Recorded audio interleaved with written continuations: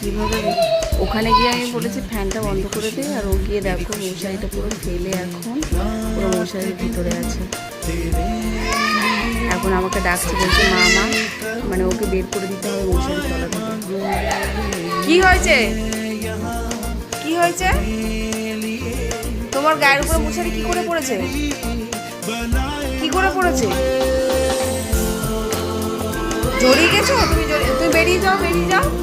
তুমি বেরোতে পারছো না, বেরোতে পারছো না, একদম বেরোতে পারছো না। এই জন্য আমাকে বলছে মা মা আপনারা ডাকছে শুধু। তুমি বেরোতে পারছো না? এটা কে, এটা কে, এটা কে? মশারির ভিতরে গিয়ে আটকে গেছে, বেরোতে পারে না। তুমি কোথা থেকে আটকেছো? বাবা কি অবস্থা, দেখো কিভাবে আটকেছে। বেরো, সরে এসো। এই তো বেরিয়েছ, এবার হাসি, এবার খুশি। বাবা আটকে গেছি কাজ করতে বলে।